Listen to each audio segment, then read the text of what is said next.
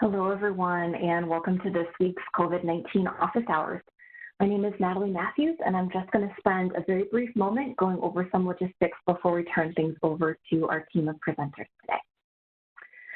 So in terms of audio connection, if you are connected to the webinar today with your computer audio, we have found that the computer audio connection might be a little tough, might not be quite as clear as connecting through your phone.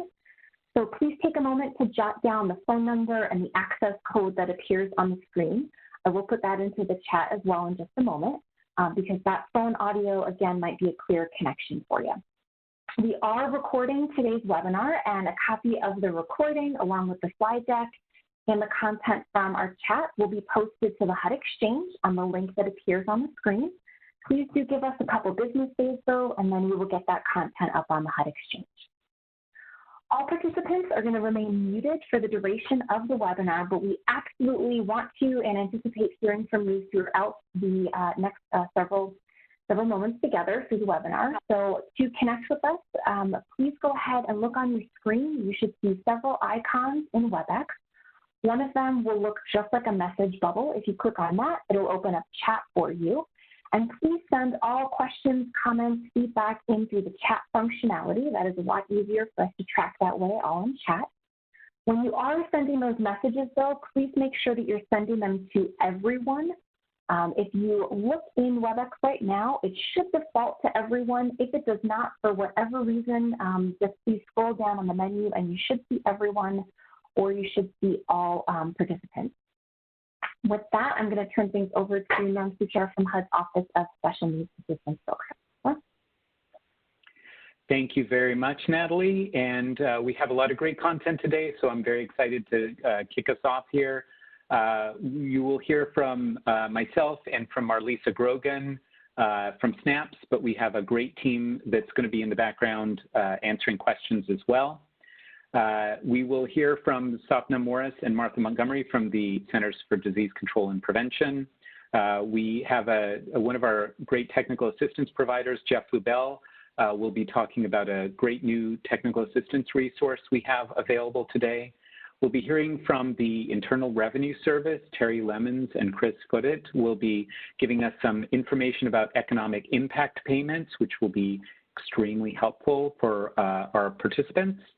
Going to the next slide, please. Just want to quickly go through our agenda. Next slide, please. Actually, we don't have an agenda slide, so I'm just going to turn things over to Martha, and she's going to give us our CDC update. Martha, the floor is yours.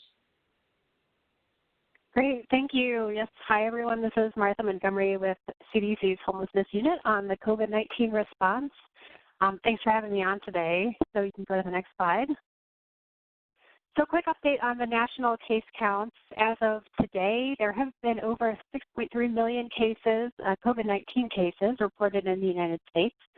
This graph shows the epi curve of case counts by day since the end of January, and you can see in the last few weeks there's been a gradual decline in the number of cases reported. What this doesn't show is the geographic variability that we see across the U.S., so even though the overall number of cases are going down, which is really positive, and we hope that continues, some cities or counties might still be experiencing an increase. Next slide. So I believe we have shared this before, but I just wanted to remind everyone that CDC and the National Healthcare for the Homeless Council are collaborating to collect information on COVID-19 test results from universal testing events. And the Healthcare for the Homeless hosts this dashboard with the results on their website, which we can share a link to. As of the end of August, there has been 226 testing events submitted with nearly 10,000 clients tested and over 2,000 staff tested. Overall, the positivity rate for clients has been around 8%, and for staff it's around 4.5%. The testing results on the dashboard are displayed in a variety of different formats. You can see the graph on the right shows the positivity trends for clients and staff over time.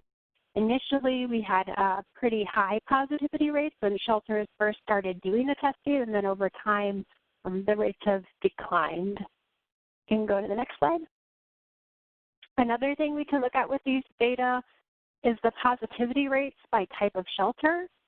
If you get a chance to check out the website, you'll also find results by state. There's information on the percent who have symptoms. There's information on demographics like gender, race, ethnicity for which clients are being tested.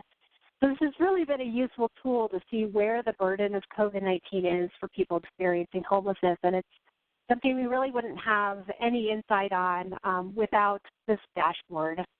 So I wanted to go ahead and also put in a plug to please, if you or your team is conducting COVID-19 testing events, you too can contribute to this dashboard. So on the homepage of the dashboard, you'll find a link to enter the data. It's just a very simple survey of anonymized aggregate counts. If you want us to enter it for you, we're happy to do that as well. Just connect with us. This entire dashboard is basically crowdsourced, and we really rely on the kindness of friends and strangers to make this happen. And it's given us, like I said, a lot of insight that we wouldn't have without it. So that's all I have today, and so you can go to the next slide, and I'll hand it over to Satna Banmar-Morris, who's going to be talking about flu vaccine. Hey, thanks, Martha. Can everybody hear me okay? Yep, you sound good. Great, thanks. All right, I'm going to try and go through this pretty quickly, and I will chat to everyone my email address. I won't be able to stay on very long for Q&A, but I'll try and stay on for a bit, and then you can always email me with additional questions. I was serving as the clinical team lead, and I have recently started on the vaccine planning unit. I'm sitting on the flu side, but I do want to, next slide, please. Address kind of the elephant in the room here. Next slide. Which is, of course, the COVID-19 vaccine. So I know everyone wants to talk a lot about the COVID vaccine, and I kind of don't want to talk about the COVID vaccine yet. So we've got, but I want to share why this is such a challenging topic right now. So I just want to talk a little bit about this so that we can move beyond the elephant. I don't want to ignore him.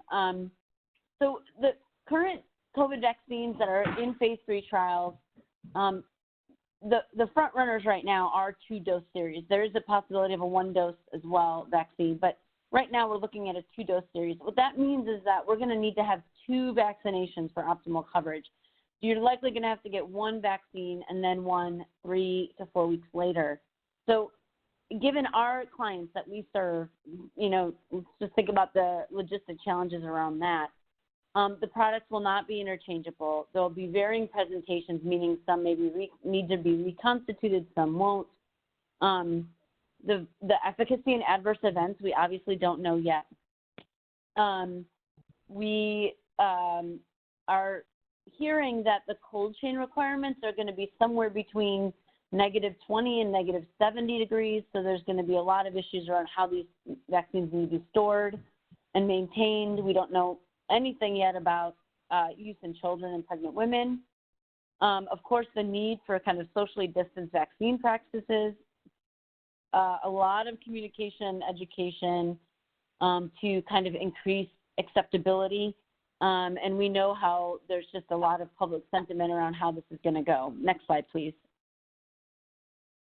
So I want to just bring this up because I don't want to ignore it, but there's a lot of rush. There's a lot of hype right now about everyone's rushing to the COVID vaccine.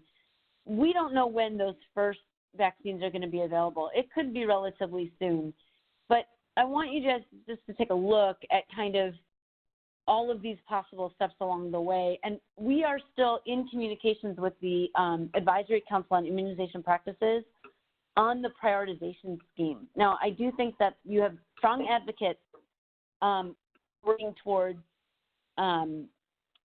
ensuring that folks are in congregate settings or who are at high risk are going to be on the front half of that prioritization scheme.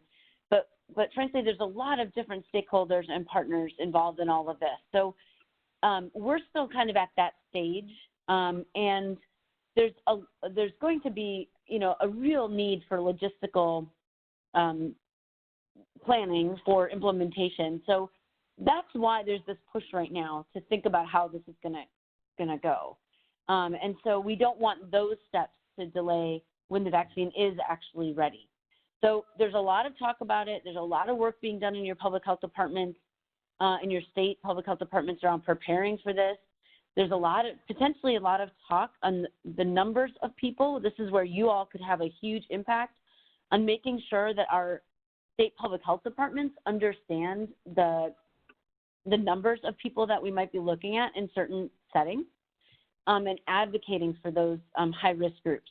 So I just wanted to, we aren't there yet. We aren't going to have vaccine out the door yet. We know that first responders and healthcare workers are going to go first. So it likely will be some time before we are faced with this actual scenario. And so that is my addressing this situation, and I want to bring that to the point of what we can do right now. Next slide. Next slide, please. And so what we can do right now is we can get people flu vaccinated. This is going to be extremely important for this coming season, particularly around the potential to decrease healthcare utilization. Okay, so we had about somewhere between 25 and 65,000 flu cases last year, but we had hundreds and thousands of hospitalizations and millions of cases that may not have risen to the level of hospitalization. So if we just think about the kind of stress that puts on our healthcare system, the impact to decrease doctor visits and hospitalizations if you get your vaccine, reduce the need for testing, focus on adults who are higher risk from COVID. So we're really trying to push this, increasing our coverage among minority populations in our groups and underserved populations, staff and residents of long-term care facilities and congregate facilities, adults with underlying illnesses, and adults who are part of critical infrastructure, so essential workers, transportation, food service, that kind of thing. Next slide, please.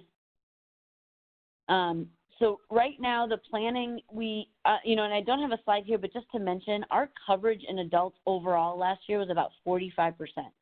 In adults ages 18 to 49, it was 35%. So we have a long way to go to get better coverage. We expect to have over 190 million doses in the U.S. market. Operational considerations is that the level of outreach and the kind of events that we all do to get our flu vaccination may not be happening in the same way. We all know, like even in our workplaces, we may not have the same kind of opportunity to get vaccine because of the social distancing and shelter in place and all the things going on with COVID. So we are hoping that we will be extending the influenza vaccination season through December because we know it's going to take longer to get everybody vaccinated. We are trying to align flu vaccine messaging with COVID messaging. So if we're talking about not only ways to keep safe, but how flu vaccine can actually help you during this time of the pandemic. And we're really trying to focus on some messages that have really worked around COVID, which is the more that we do to wear a mask, to socially distance, it protects people around us. It protects our frontline workers and each other. So the same is true for flu vaccine. Next slide, please. So we know that there are a lot of barriers, like we said, fewer work sites, fewer shelter, those kinds of activities to get flu vaccine. But we have to think about creative ways to get this out the door and still remain safe. So a lot of you have figured out interventions in your service environments, in your shelters, in your housing units around keeping safe. There's no difference really in the prospect of having COVID testing for events, for example, and then adding a flu vaccine station. So you all actually, I think, are on the proactive side of this. You're ahead of the curve here because you've been thinking about how to maintain safety in these environments already. So adding the flu vaccination shouldn't be too much, and as we are talking about COVID testing events that may come up, I really implore you to try and add flu vaccine. I think that's going to be one key way that we can get, more people vaccinated. Now, I will say that if someone is symptomatic, and that's why they're getting tested, then there may be some questions around that's not the right time to give the flu vaccine. So we have to think about people that are symptomatic. But for those that are engaging in testing events that are not, based on exposures or symptoms, then that would be a great opportunity to give the flu vaccine. Next slide, please. So again, some of the activities that we're engaged in is just, kind of shopping our messages around, making sure we're hitting the right populations, protocols in place to ensure patients can be safely vaccinated, kind of creative approaches, like I mentioned, and then working on the common misperceptions about flu vaccine, and then making sure that people who are recently lost insurance or underinsured are still aware of how we can get them vaccinated. Next slide, please. Next slide. Let's talk a little bit about similarities and differences, and unfortunately, there are way more similarities than differences between flu and COVID-19. Both will have fever or feeling feverish and chills, cough, shortness of breath, or difficulty breathing, although I'd say that's more common in COVID than flu. Fatigue, sore throat, runny and stuffy nose, those things will be more common in flu than in COVID. Muscle pain and body aches are common to both, headache common to both. Some will have vomiting and diarrhea. Again, we've seen about a quarter of COVID patients have vomiting and diarrhea, but it's more often in children. That's actually the same in flu. Differences, again, COVID-19, we see the loss of change in smell or taste. That's often prominent to people because they notice it. That is definitely more common to COVID. Next slide, please. The time for symptoms to appear is only slightly different. So after you've been exposed to influenza, you develop symptoms from 1 to 4 days after infection. And COVID, usually the peak is around 5 days, so it's right in that same window, maybe a little bit later. But we often get worsening symptoms in that 7 to 10 day range. So in general, I think COVID may show up a little bit later. Next slide, please. And so how long can people spread? So, actually most people with flu are contagious approximately 1 day before their symptoms. And then during that 3 to 4 first days of their illness. In COVID, we know that people can be transmit the virus 2 days before signs and symptoms and can remain contagious sometime in that window while they're symptomatic. So you either need 10 days if you're asymptomatic, or you need 1 to 3 days of resolution of symptoms before we feel like you're safe. So we likely have a little bit longer of a window with COVID, and so I think that's one of the things that is concerning about how we're going to eventually just handle like respiratory illnesses in the fall if we start to see COVID pick up again and flu hit the communities. Next slide, please. So vaccine availability, again, there are multiple FDA licensed flu vaccines produced every year to protect against the 3 to 4 most common viruses. There are 4 different quadrivalents, that means 4 virus vaccines. There's 1, 2, 3 virus vaccines. There's minimal difference between the two, so some communities will have more trivalent, some will have more quadrivalent. They're both effective. And COVID-19 vaccine developers and other researchers are, they're expediting the process for development of safe vaccine. But right now, none are approved, and there are 3 currently in phase 3 trials. So they're actually being tested in individuals. Next slide, please. Next. Okay.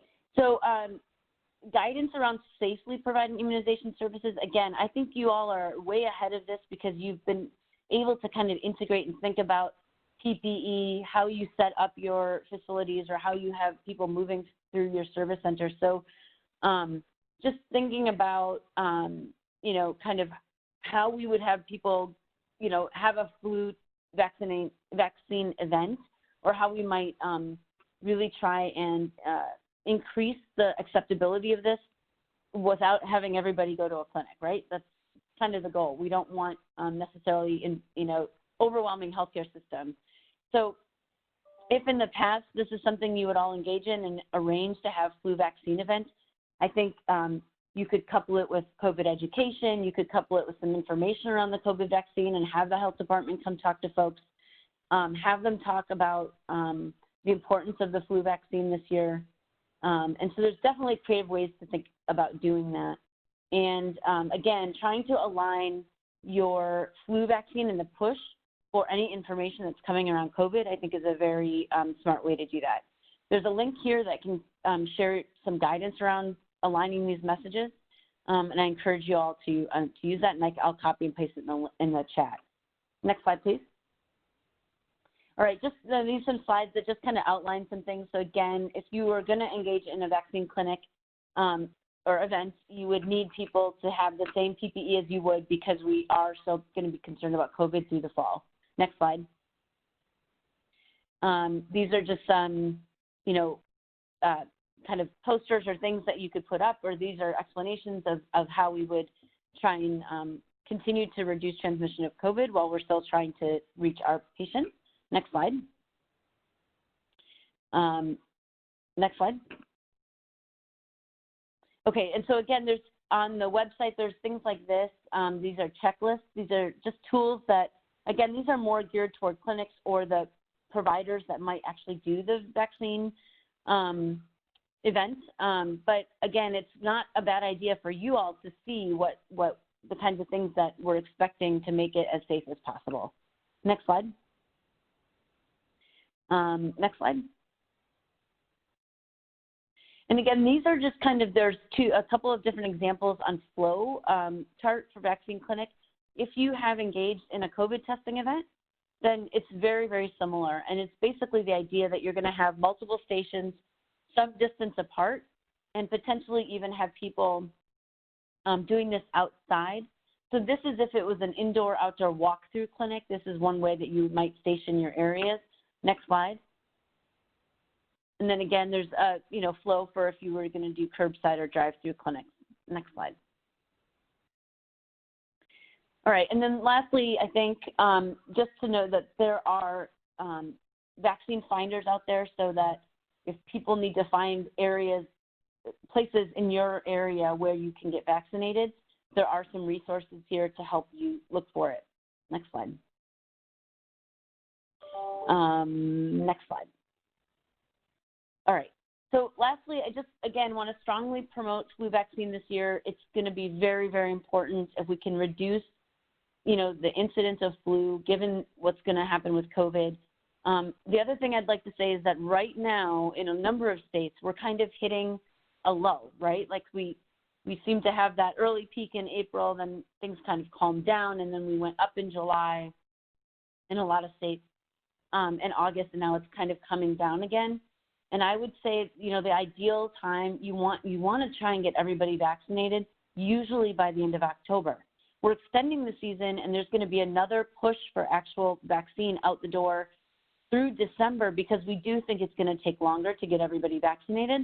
But, we need to take advantage of this time when there's less COVID being spread in our communities. Ideally, we're getting people who are not symptomatic with COVID vaccinated. So you don't want to give it to somebody when they have a fever or they're having shortness of breath that could be from COVID. And so we really do want to, maybe use this opportunity in late September and early October to be pushing this as much as possible.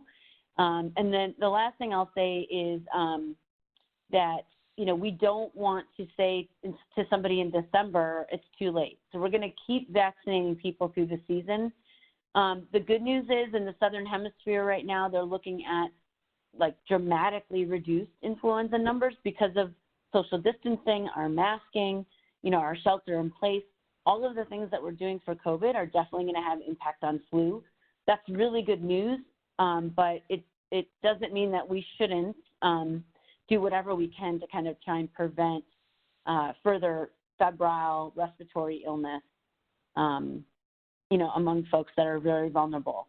And one last comment I should make, which is that if people get COVID and flu, the mortality and the morbidity does go up. So we really want to try and avoid, the possibility that people would get infected with both. So I'll go ahead and stop there, and I'll try and answer some questions for a few minutes in the chat. Thanks. Thank you so much, Sapna. I just have a couple questions I actually wanted to ask live on the air, if you have a minute. Absolutely. So people have obviously set up all these practices, social distancing and everything else to prevent the spread of COVID. Are there any updates people should be considering to those practices, or are they exactly the same ones that they'll use to prevent the spread of flu?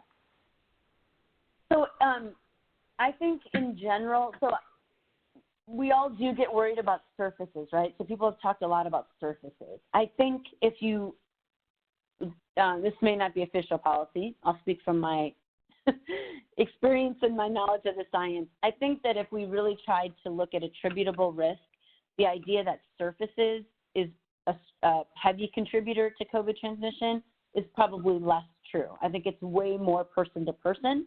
I think in influenza, we have really good evidence that surfaces, touching doorknobs and all that does have a big impact. So while it is a factor in COVID, I'm not saying that the cleaning that we're doing isn't very important. It certainly is. But I think the truth is that there's more transmission happening person to person in COVID. And I think in influenza, it's probably more equally distributed. So that's one of the main things. The mask wearing is going to help with any respiratory virus. So, that I think is a kind of a win-win all around. And, the 6 feet issue, flu is also respiratory droplets. So it's the same kind of thing. Talking, singing within close distance with somebody else is going to have higher risk of flu, just like it does with COVID. So all of those things are going to impact, less flu, and I think that's great. But you can imagine what this will look like if we do have a bad, not just flu, but RSV, other respiratory viruses.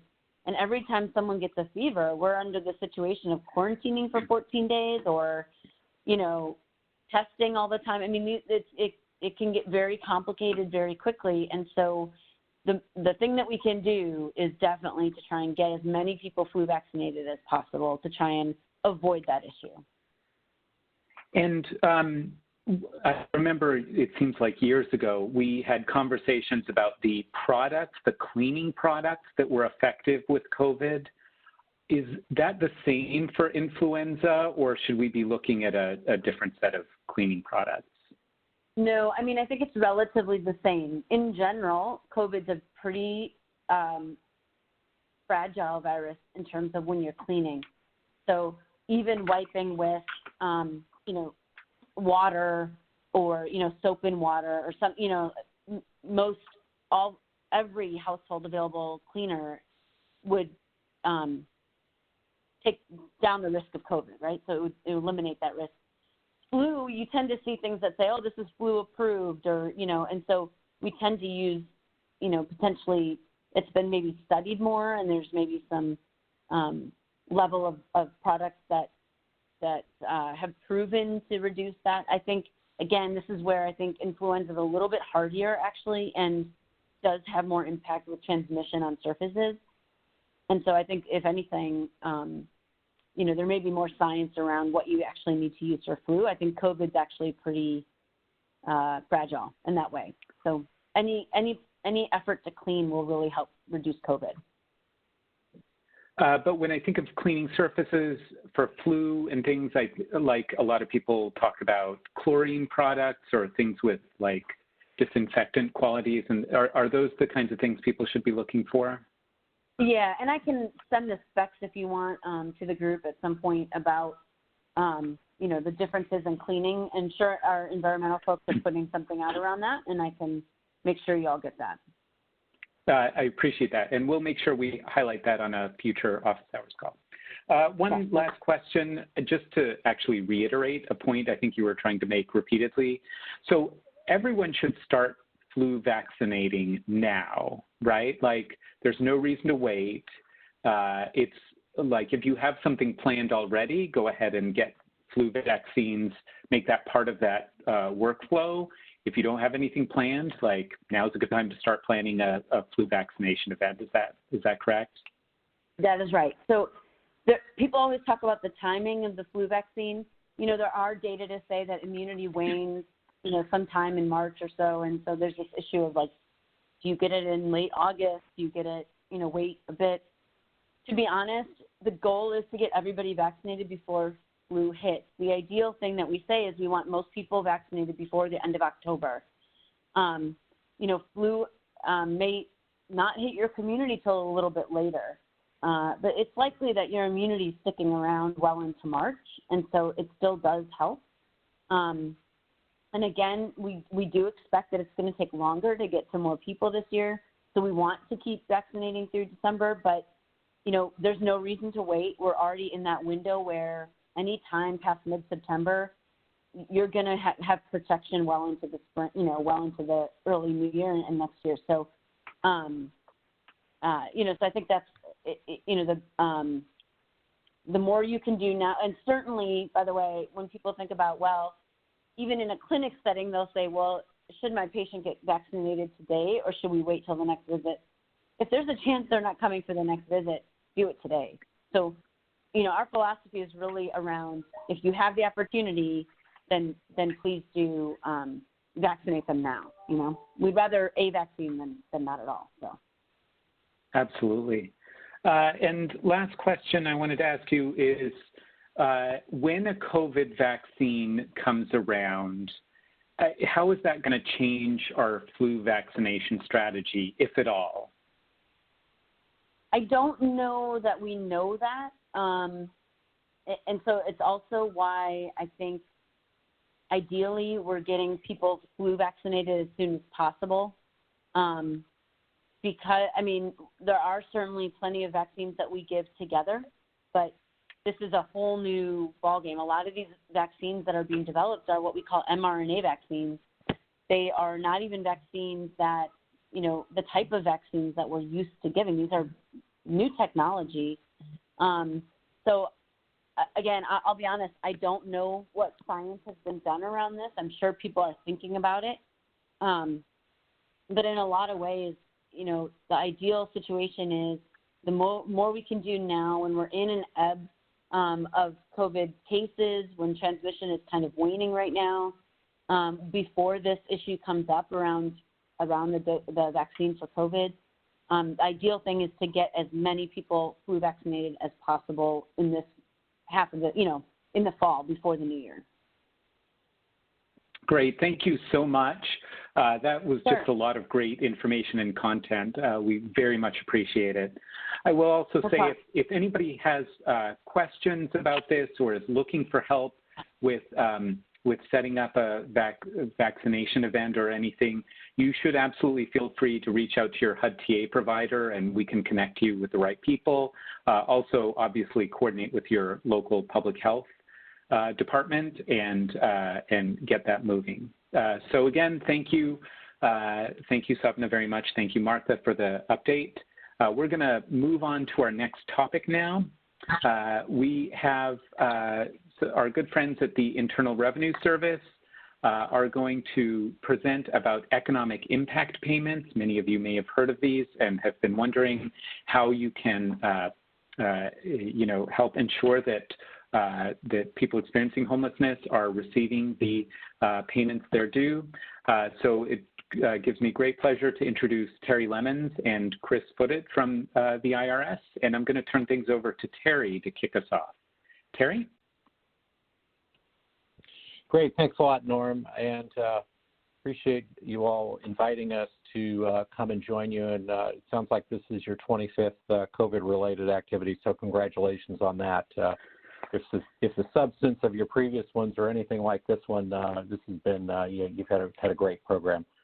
Very difficult to follow up that discussion about the vaccines. I just wish my kids could have been able to listen to that one.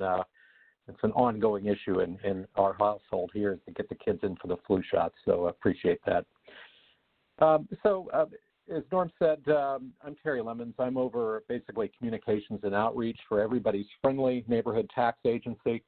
And I'm also joined by Chris Footet, who is one of our senior outreach people here at the agency and has been specializing on our work on economic impact payments, also called stimulus payments related to the COVID situation. Now,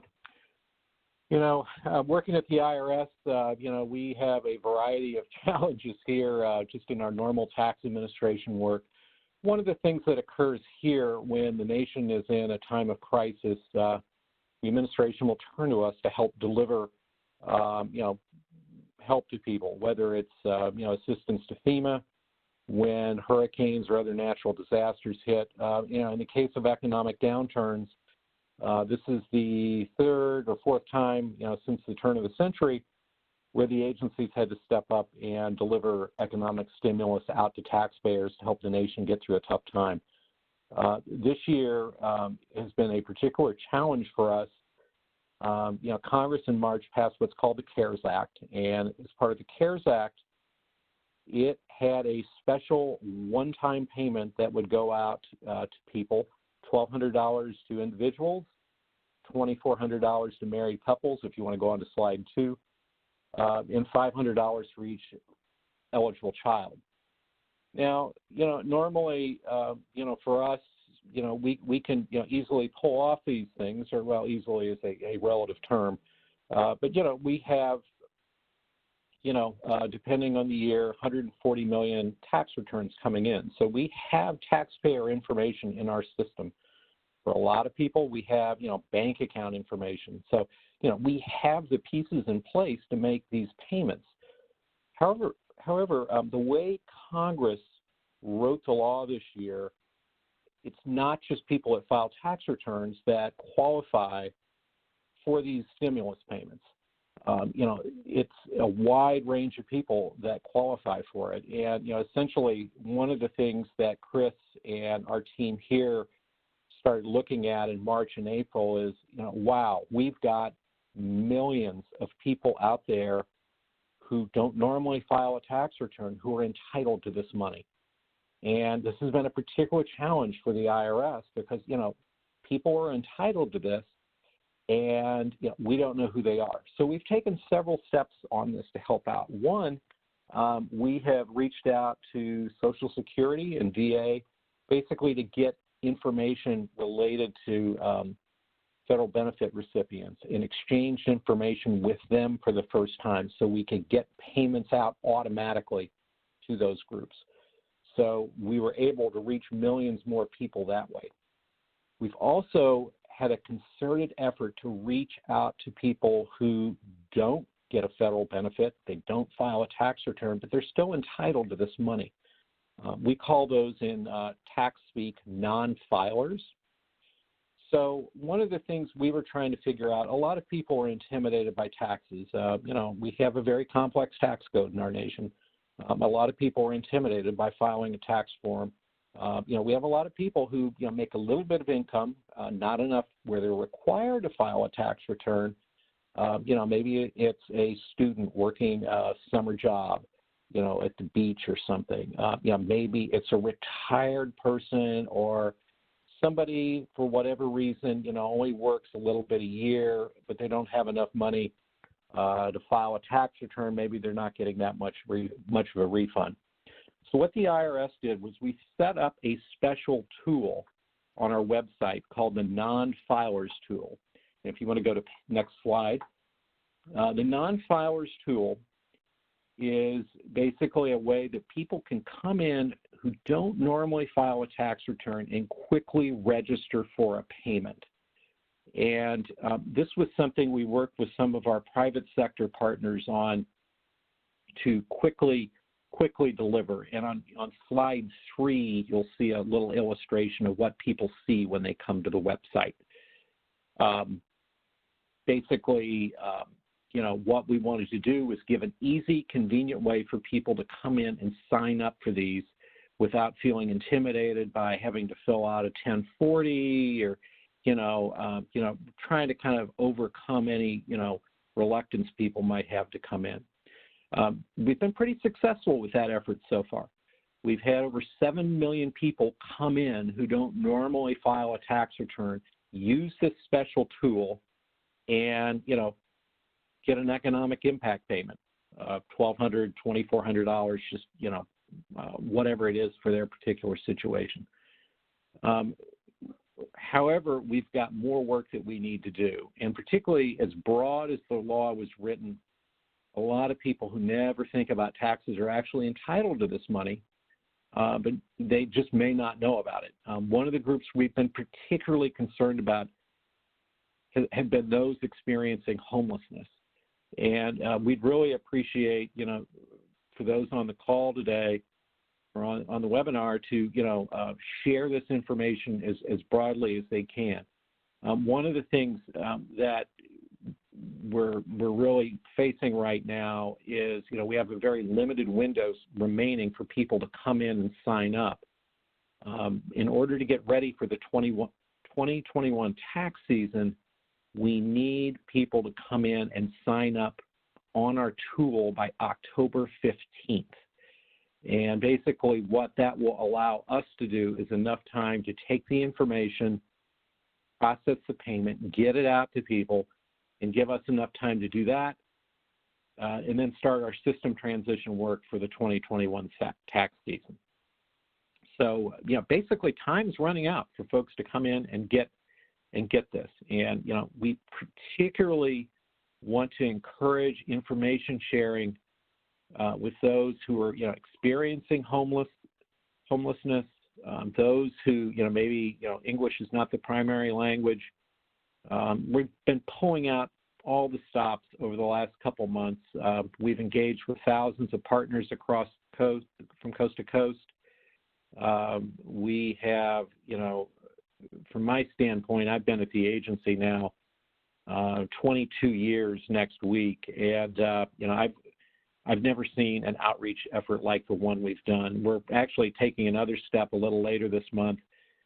We've done special runs on our system, and we've come up with about 9 million people whose information is in our systems. We've got indications they had income last year, and we're doing special mailing to those 9 million. However, if you're someone who's experiencing homelessness, that address, if you're in our system, we may that may not reach you. So we're really counting on partner groups to help share the word on this. And Chris will talk here a little bit about some of the outreach work we've done. I know, Chris's groups have been working with food banks and others to help get this information. So with that, let me toss it over to Chris and let her talk a little bit. Good afternoon, everyone. So as Terry mentioned, I work with one of the outreach groups, and we really need your help to let people know what they can do to receive their economic impact payment. Can you advance to the next slide, please? So this is one of our e-posters that we have that we share with our partners that can be used either on a website, in an e-newsletter. We have all different types of materials available. Can you go to the next slide, please? This is a newer e-poster that we have, one in English and one in Spanish. We can send this information to you to share either with any of your groups. We also have social media images and tweets that we would request that you post on your social media sites. There is, can you go to the next slide, please? So this is actually on our website. It's our partner and promotional materials site. So it lists, it'll have the e-posters that are on there. We have news releases, tax tips. We also have ready-to-use articles that if you send out any type of a newsletter, the articles are available for you to use. And all of this can be found on this website on irs.gov. We're currently working on a bundle of promotional materials that focus on those that are experiencing homelessness, and we hope to have that available by the beginning of next week. Can you go to the next slide, please? So for these materials, I would urge you, contact me. by email. I can send you anything you need. I can also put you on our distribution list for future messages and materials as soon as they are released. But if there's any other information that you need, or you need a particular type of image, or you need a certain type of wording for, number of words for a ready-to-use article, we are there to help you. So please, I urge you to contact me and let me know how we can help you. So Terry, is there anything I missed that you wanted to add? I think, and I just typed the friendly URL up on the chat box there. The thing I would just really emphasize is that this is money that can make a real difference for people during a difficult time. And, if you go into that non-filer tool, people are going to be able to go in and, basically it's about 5 minutes. It's name, address, a few basic details. So it's a very quick process. And I know, if you look at some of those, some of the flyers Chris mentioned, or you look at some of our other materials, at the IRS, we have a very wide portfolio of people in a lot of different situations. And, there are a lot of details related to these payments for people in some categories. But for the non-filers, it's very simple to go in, use that tool, you sign up. If there is direct deposit information, available, that, that's there. But it's a very quick and easy process. And, again, we have a little bit of a challenge on our end trying to get to all the right people. But also there's some people who just don't want to be bothered by it. And, I know for some of us, it kind of blows us away. It's like, oh, what? There's $1,200 sitting there. It's not worth, kind of taking a few minutes. But, there is a bit of an intimidation factor there. Some people are concerned about privacy issues in terms of sharing information with the government. At the IRS, our information is, protected. We don't share it, generally speaking, with other government agencies other than other tax administrators. We have very strict privacy guidelines there. So, but basically, if people, people come in, this tool is there, and there's, a great window to do it. But time is running out, though. It's the October 15th deadline. So it's the same deadline as the extension deadline for people, who are supposed to file a 1040 for the 2019 tax year. But anyway, just encourage people to take a look at it. And as Chris said, we've got a lot of different opportunities there for people to share information. Great. Thank you, Terry and Chris. A couple follow-up questions.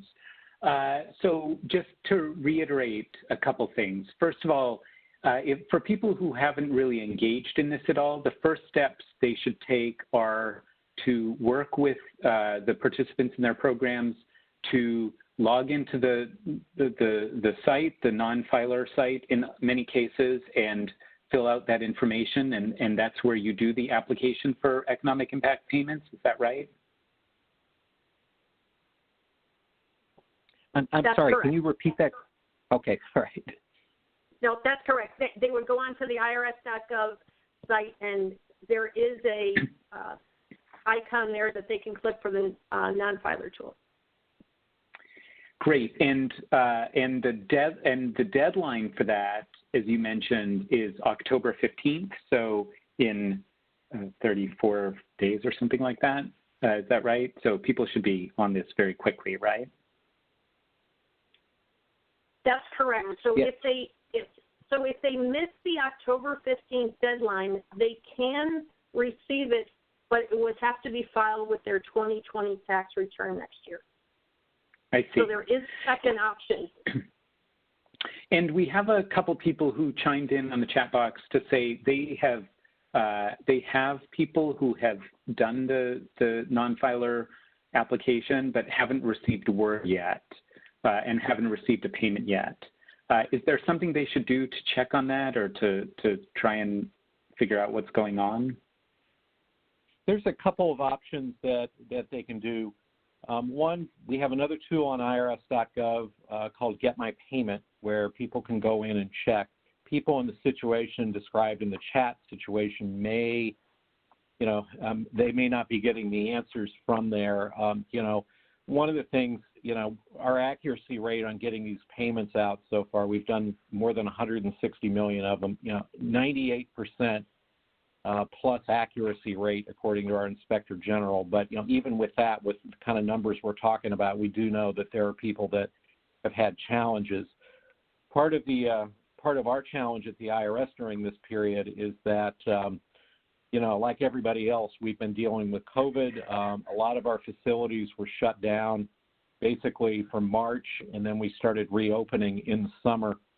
And what's basically going on for us is that we have a big backlog of paper that we're still working through, millions of pieces of paper out in our processing centers that we're working through. I know some people are still waiting on refunds, although we're continuing to chip away at that. But the other impact on this is that our phone lines have been very busy. We've added a special phone number. I'll type up a couple numbers in the chat box here in a moment. But, the thing is, people can try calling in. I would just kind of ask, just ask for patience. We've got a lot of people calling in. We've got a lot of, pent-up demand. And even during normal periods, our phones are under a lot of stress just because a lot of people, have very complex questions coming in. But phones have been getting better, and, I just, from our standpoint, we're trying to do everything we can to help people out. There are a lot of very complex situations affecting people where stimulus payments are involved, as well as refunds, cases of identity theft, a lot of other factors involved. So, but I'll type those numbers up. Great, thank you. And we did actually have someone chime in to say they used the Get My Payment feature, and they got a payment in about 10 days or so. So we had another question about if someone is a filer and they have not received a payment, should they go to the non-filer thing, or how should they approach this? Yeah, that has been a common question we've got. And unfortunately, the non-filer tool is not a cure-all. It's really specifically designed for people who don't normally have a filing requirement. So if your issue is, I just haven't gotten my payment yet, that tool is not going to help you. I would go to Get My Payment. That would be the first place. And occasionally, people can enter bank account information. As you can imagine, with 160 million checks, we get a lot of checks returned. Sometimes that can help. Some of the scenarios we're seeing, unfortunately, for people, and there's just a lot of different things. They may have had income that qualified in 2019, but they hadn't filed their return, so we base this off the 2018 tax return. We've seen scenarios where people didn't qualify in 2018, and they're trying to my income dropped, I lost my job in 2019. Unfortunately, in those situations, they're going to have to come in on the 2020 tax return early next year and file it then. Just because the way this was processed and the way the law was set up, there will be an opportunity though for people, for whatever reason, whether they were claimed as a dependent on that 2018 or 2019 return or a variety of other factors, where they will be able to claim it in 2020. And just a side note, I saw somebody had a question. This is not taxable income.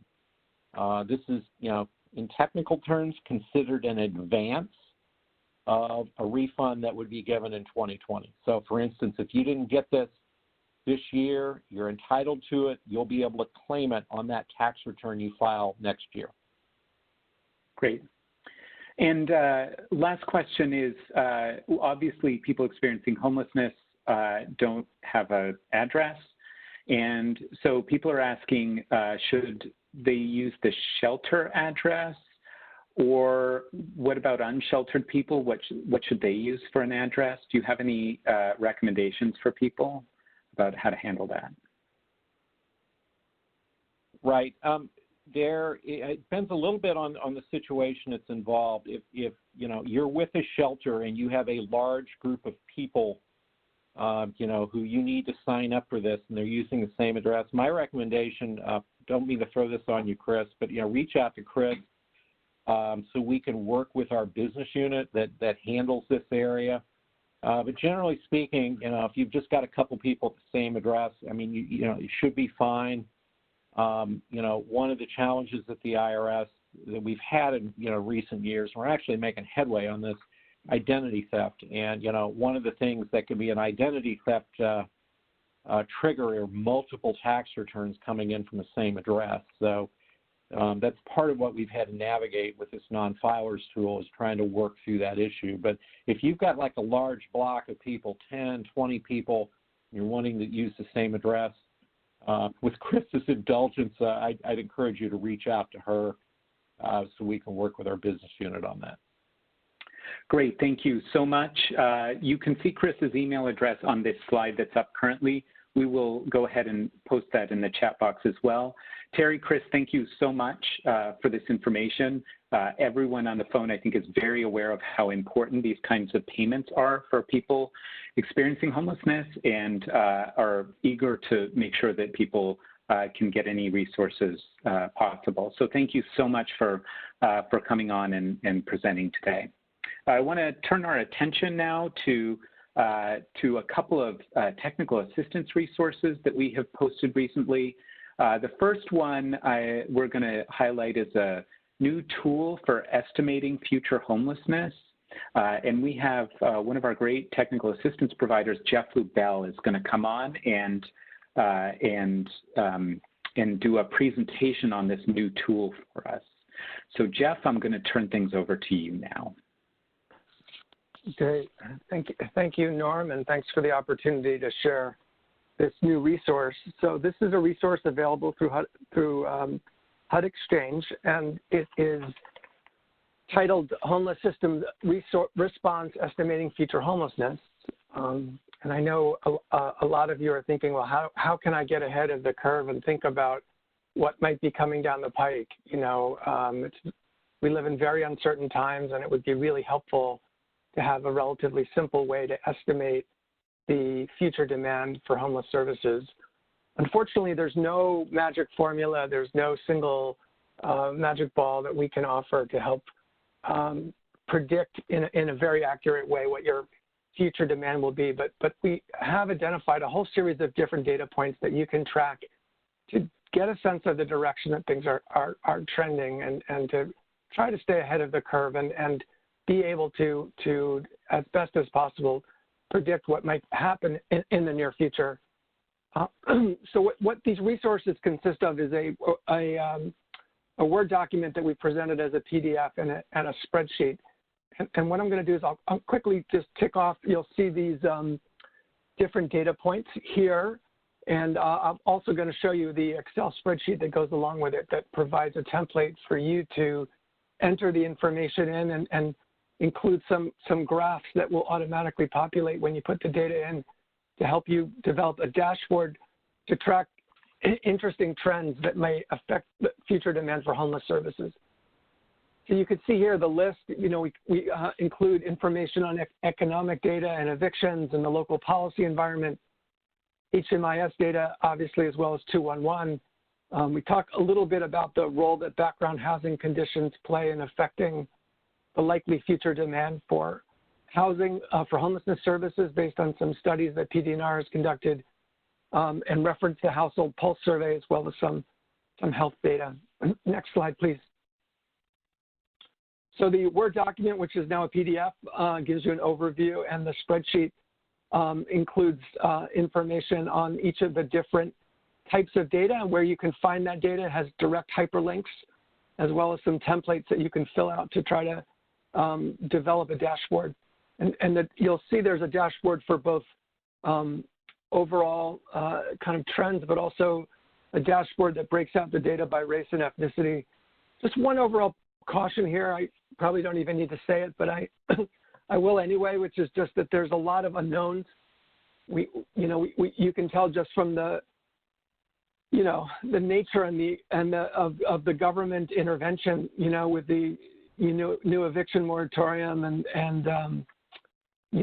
who knows what's going to happen with any future funding levels. So just know that these data can be helpful, but there's no way to predict, for example, if the patterns of unemployment in the past will necessarily happen in this recession. And in fact, we know in some ways they're different, right?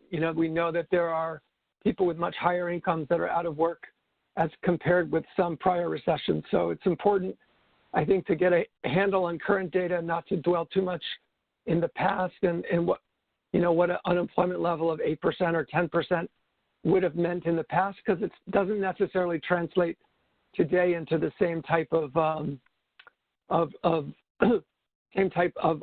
homelessness services. So I'm going to hopefully be able to share my screen here. We'll see. Tommy Jo, if you could enable that, that would be great. There you go. So I'm just going to spend 2 minutes just giving you a quick overview of the spreadsheet.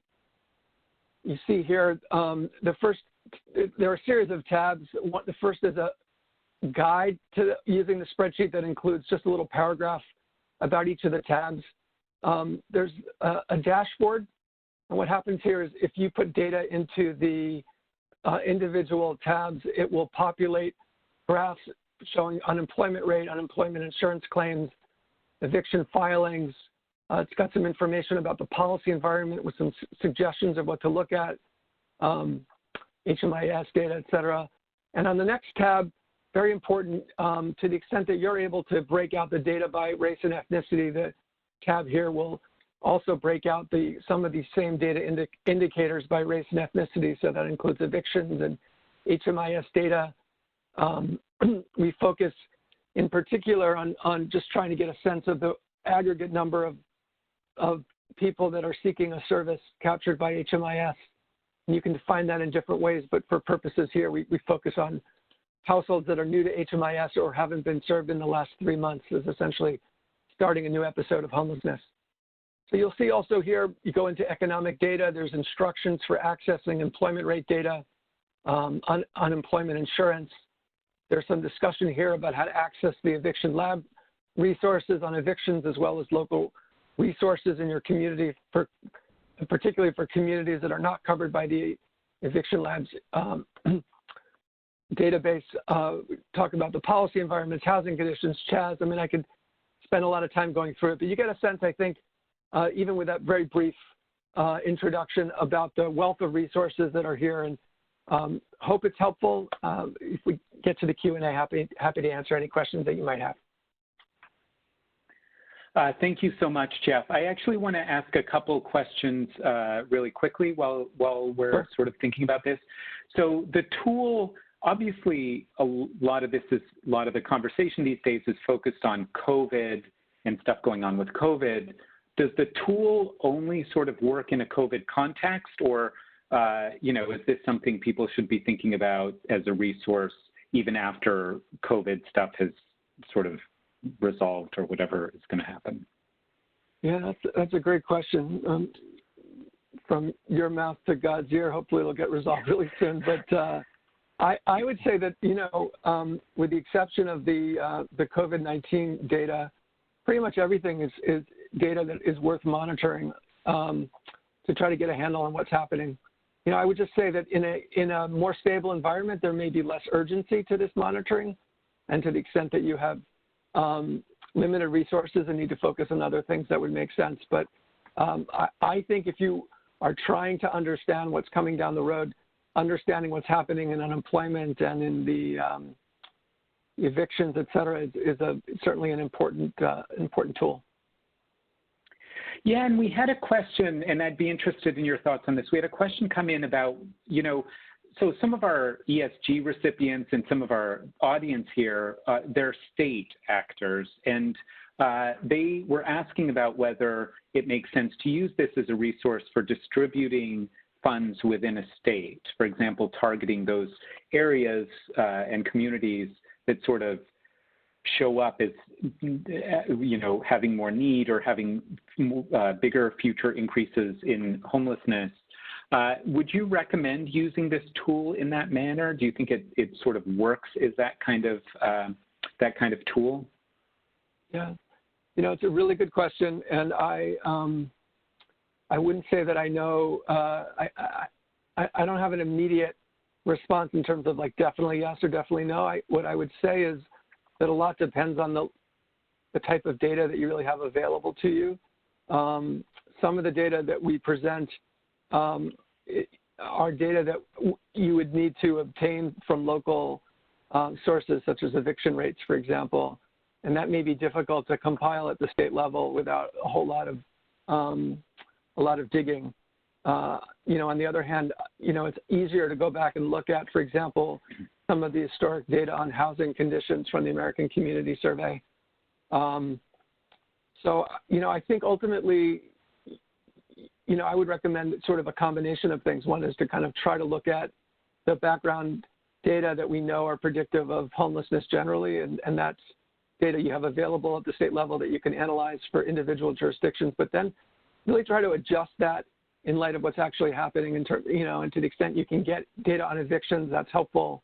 To the extent that you have information on unemployment at the sub-area level, that's helpful, but it can be very difficult sometimes to get data for local jurisdictions rather than for your state. And so obviously state level data is not going to be helpful for allocating, within states. Great. Thank you so much. Greatly appreciate you covering the tool and also how much care and work went into making it.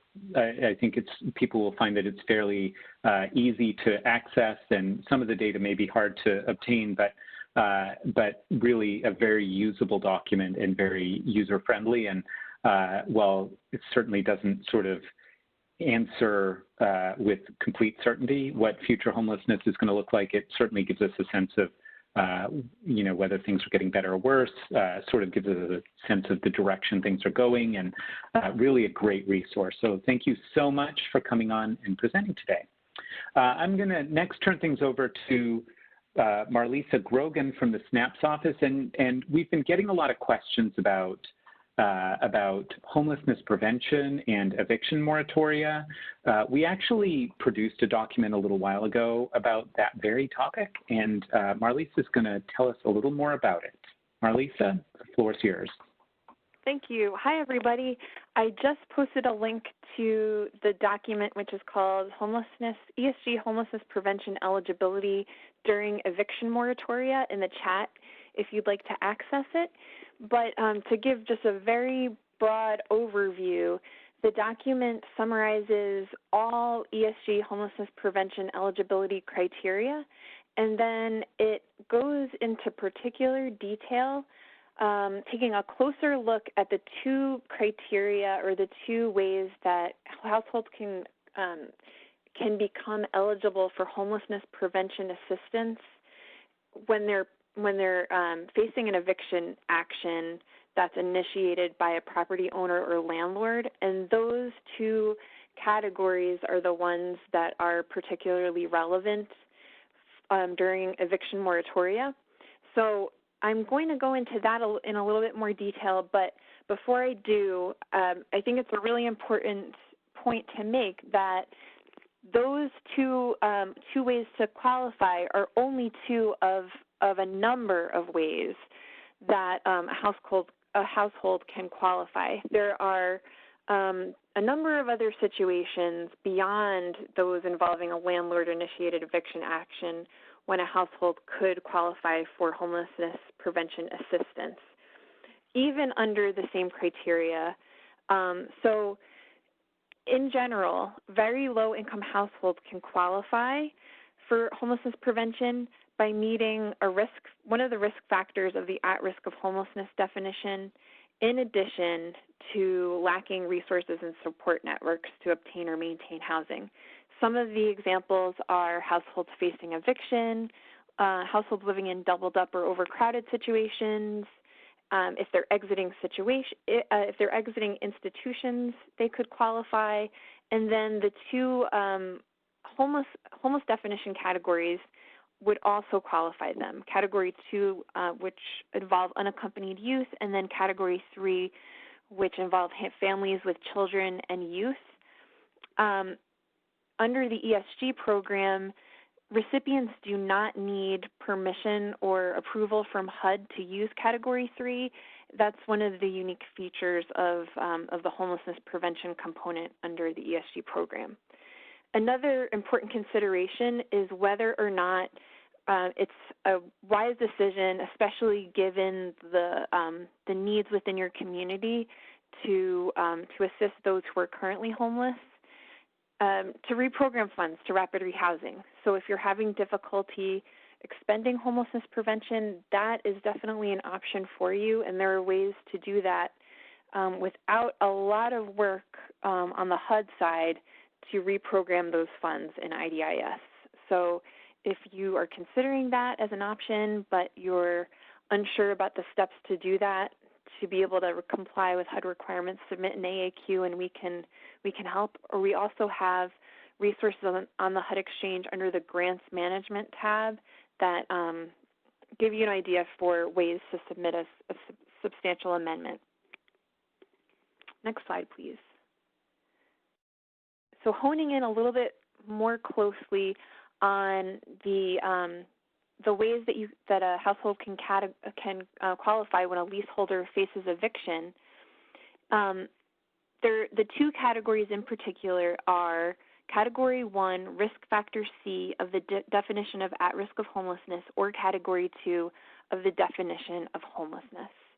So there are slight differences between those two scenarios. The first, at-risk Category 1C, is the situation where a household's right to occupy housing will terminate within 21 days. So the documentation does not need to be the equivalent of a court-ordered eviction action. Other written notification from the entity with authority to terminate tenancy, which could be a landlord or property owner, would suffice. The key here is that if the landlord notification provides a way to avoid eviction, and one way would be if the notice to quit or the notice to terminate or other written notification states, for example, if the household were to pay its rent within a certain time period, then the eviction proceeding would not go forward. The documentation that the provider has on file must also show that the applicant can't meet the terms of avoiding eviction. So substantiating that even though the landlord is giving the household a way to resolve the eviction proceedings, the household still cannot meet the terms of that notification. And then homeless Category 2. In that scenario, the household must leave the residence, must physically vacate the residence within 14 days. So acceptable documentation in this case includes a notice equivalent to an eviction action, but in addition to that, a notice to quit or a notice to terminate under state law would also be acceptable. So it does not need to be the equivalent of a court-ordered eviction action, but the key here is that if there's no reasonable expectation that the household will lose their residence within 14 days, in other words, that they will be physically removed within 14 days, then the criteria of Category 2 are not met. So that is a brief synopsis of the two categories as well as the documentation requirements. But I highly recommend that you do check out this resource because it also provides an overview of the other ways to qualify for homelessness prevention. So if you as a recipient or your providers are saying we're just having a lot of difficulty carrying out our homelessness prevention activity because there's an eviction moratorium in place, then you can sort of reevaluate your approach for homelessness prevention and see if there are other ways that you can qualify people, assist people. And then the document also takes the impact of eviction moratoria into effect and explains how it's going to impact eligibility qualifications. One thing that we do want to reiterate is that if the terms of the moratorium do state that, or do impact either one of these categories, namely that the right to occupy housing cannot be terminated, or that a household can't be physically removed within 14 days, that is going to definitely impact their eligibility, and you would not be able to qualify them these two ways while the moratorium is still in effect. So check out the guidance and also consider other ways that you can assist households that may be impacted by the moratoria. Thanks, everybody. Great, Marlisa, thank you so much. We have a couple questions, follow-up questions that I wonder if I could ask you now. So one sort of question, stepping back a little bit, can you talk about when is a household a rapid rehousing household versus a homelessness prevention household? Because it works a little different in the ESG program than it does in the COC program. Can you talk about sort of what divides those two? Yes. So eligibility under the ESG program is narrower than it is depending on the year of funding under the COC program. For ESG, the household must fall under Category 1 of the homeless definition. So they're either coming from an unsheltered situation or from shelter.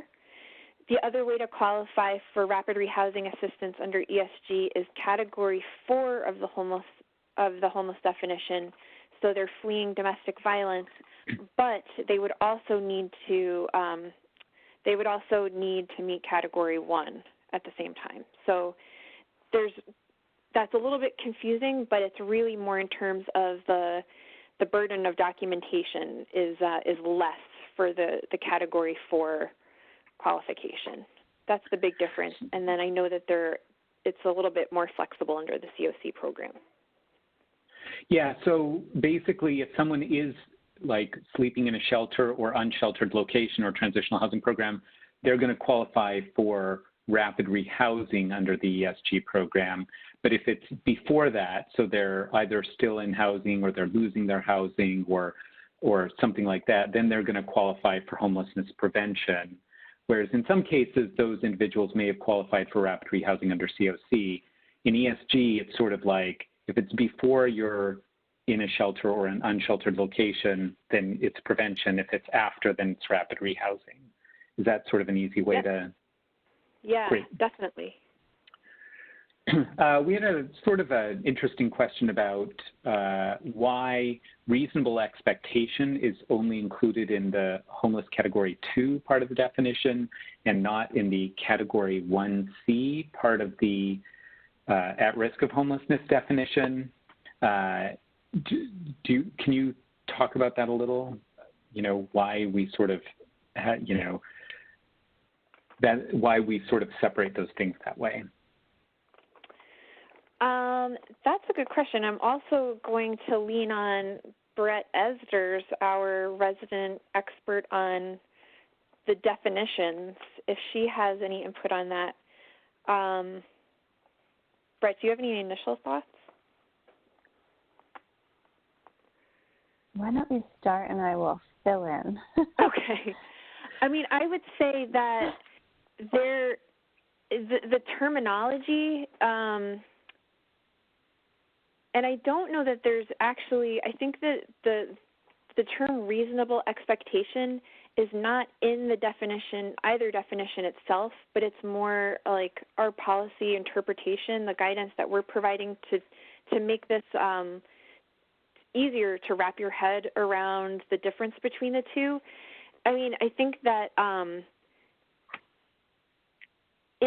under at-risk Category 1C, the real difference between the two is that for at-risk Category 1C, it's the right to occupy housing, and that may or may not, and it usually does not result in a household being physically removed from the unit. So there are still a number of steps that would need to happen before a household is actually physically removed from the unit.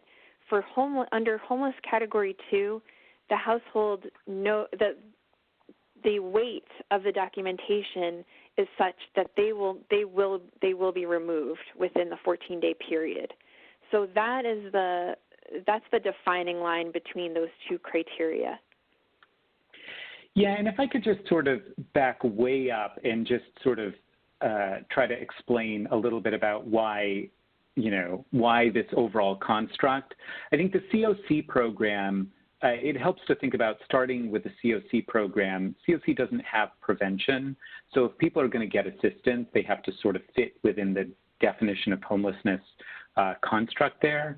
And so, Category 2 is obviously part of the definition of homelessness, people who have to leave their residence within 14 days.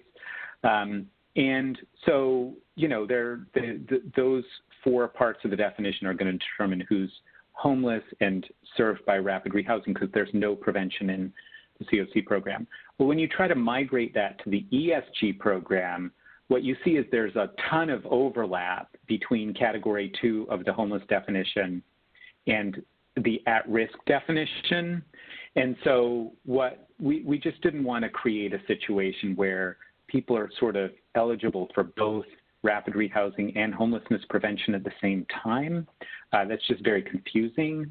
So we sort of created the dividing line of, well, if you're in shelter or an unsheltered location or in transitional housing, you're going to be eligible for rapid rehousing under ESG. Everything else before that, including Category 2, it's going to be considered homelessness prevention. And then you don't have to try to untangle if someone meets both 1C and Category 2, how do they, which path do you send them down? And at the same time, the purpose of homelessness prevention is to be much broader and serve a much bigger group of people than the COC program's rapid rehousing. And so the at-risk definition was just very much intentionally designed to be much broader and cover a lot more people than the Category 2 definition. So Marlisa talked about how Category 2 is sort of very narrowly tailored. That was intentionally done by Congress and in implementation of the program, but prevention is intended to be much broader and serve a much bigger category. So you see, just fewer documentation requirements and a lot more people are going to qualify there. So anyway, that's probably more than anyone wanted to hear about, the differences between those things. So I want to actually change direction fairly sharply. And we had some questions early on about the flu vaccine and whether ESG funds can be used to pay for the flu vaccine. Marlisa, can you talk about under what conditions that you could use ESG CV funding or regular ESG funding to pay for flu vaccinations? Sure. So it's eligible under the emergency shelter component and the street outreach component.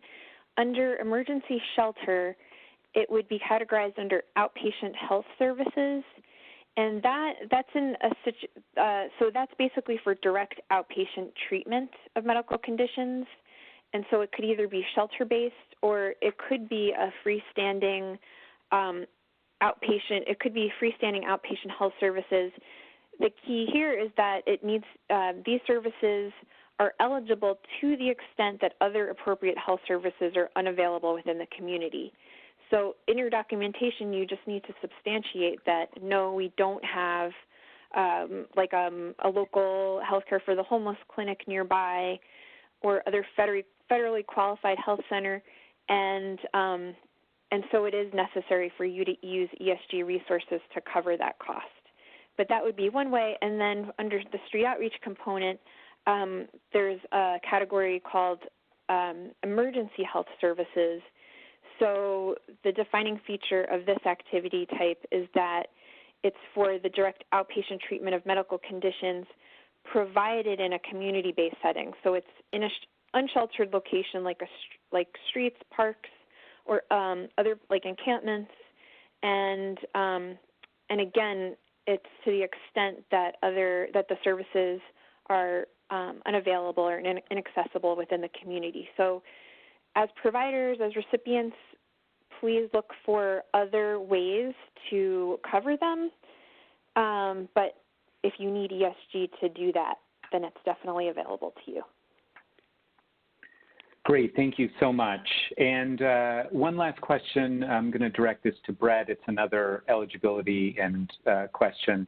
The question is about whether ESG rapid rehousing can be used for people who meet Category 3, unaccompanied homeless youth who meet Category 3 of the homeless definition.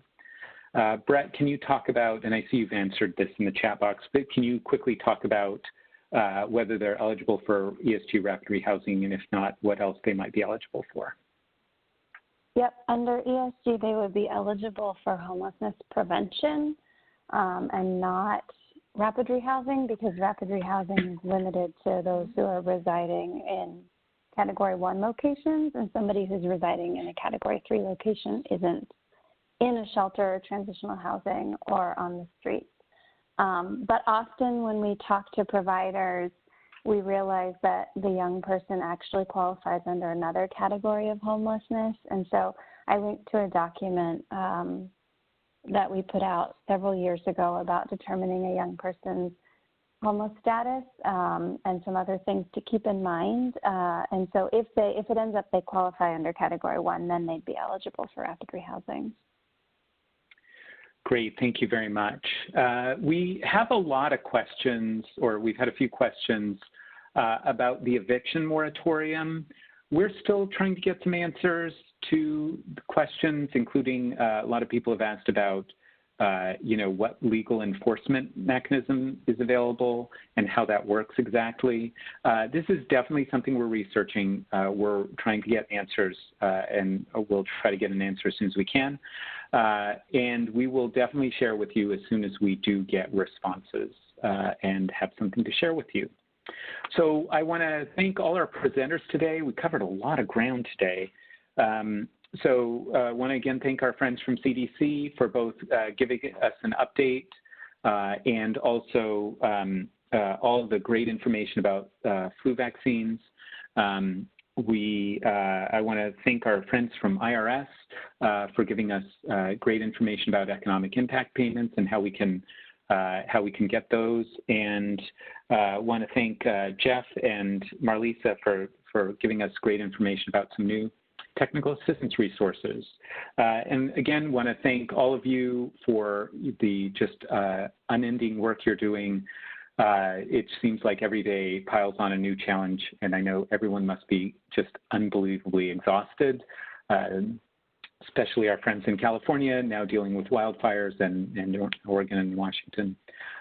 So if you find that you need help, please feel free to reach out to us. We do have technical assistance that's available and can help out in however we can, or feel free to reach out to any snapper and we will try to get whatever help we can. Thank you. I hope everyone has a great rest of the day, great weekend, and again appreciate you joining the call and all the incredible work you're doing to end homelessness in our country. So thank you, and that concludes the webinar.